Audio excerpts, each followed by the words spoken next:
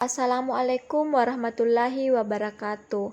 Saya atas nama Nur Asmi dengan NIM L0211811342. Pada kesempatan kali ini saya akan menjelaskan mengenai rehabilitasi ekosistem Padang Lamun. Padang Lamun merupakan salah satu ekosistem pesisir yang sangat produktif dan bersifat dinamik, di mana lamun hidup dan terdapat pada daerah mid-intertidal sampai kedalaman 0,5 sampai 10 meter. Ekosistem lamun sudah banyak terancam termasuk di Indonesia, baik secara alami maupun oleh aktivitas manusia. Hilangnya padang lamun terutama merupakan akibat dari dampak langsung kegiatan manusia termasuk kerusakan secara mekanis, penggarukan dan jangkar, eutrofifikasi, budidaya perikanan, pengendapan, dan pengaruh pembangunan konstruksi pesisir. Adapun fungsi dan peranan padang lamun, di sini terdapat 4 fungsi.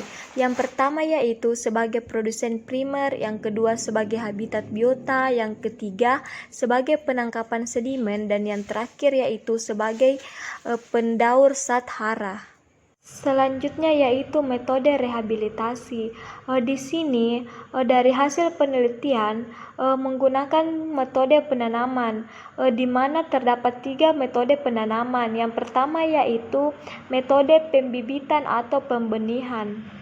Pada metode ini menggunakan biji lamun, di mana biji biasanya dikoleksi dari buah yang tua atau diambil dari bibit yang tumbuh pada permukaan sedimen.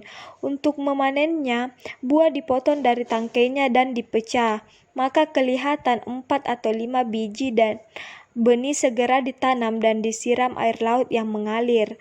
Tetapi menurut Torhoek 1974 bahwa sampai saat ini pengetahuan teknik untuk pembenihan masih sangat sedikit, sehingga penanaman dengan biji tidak direkomendasikan untuk penanaman lamun. Hal ini juga berkaitan dengan biji yang kurang sukses untuk jenis lamun ini, di mana juga secara umum biji atau benih lamun sangat kecil dan mudah terbawa air, serta kecepatan perkembangannya yang sangat rendah. Yang kedua yaitu metode sprig dengan jangkar atau tanpa jangkar. Untuk penanaman dengan metode sprig dengan jangkar biasanya dilakukan pada arus dengan 1,5 knot atau kira-kira 3 km per jam, atau pada daerah dengan gelombang akibat angin.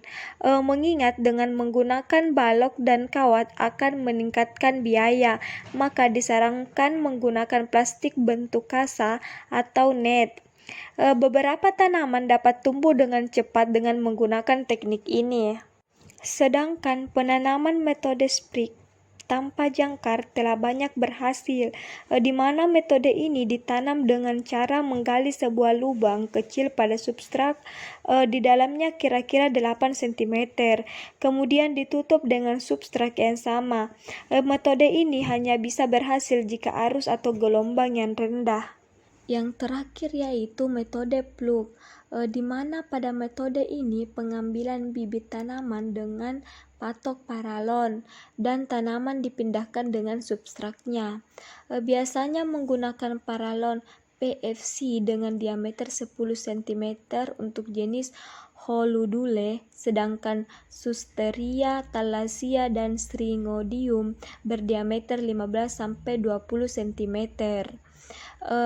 Untuk menghindari kerusakan yang permanen, maka pengambilan tanaman dengan plug jangan terlalu dekat dengan jarak yang lain.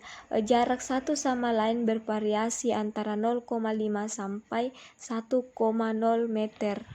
Kesimpulan yang pertama yaitu padang lamun merupakan ekosistem yang tinggi produktivitas organiknya, sehingga tumbuhan lamun dan beraneka ragam serta berlimpahnya organisme yang berasosiasi dengan padang lamun. Yang kedua yaitu metode rehabilitasi lamun dapat dilakukan dengan metode penanaman, yaitu metode pembibitan atau pembenihan, metode sprig dengan jangkar atau tanpa jangkar, dan metode plug. Thank you for watching.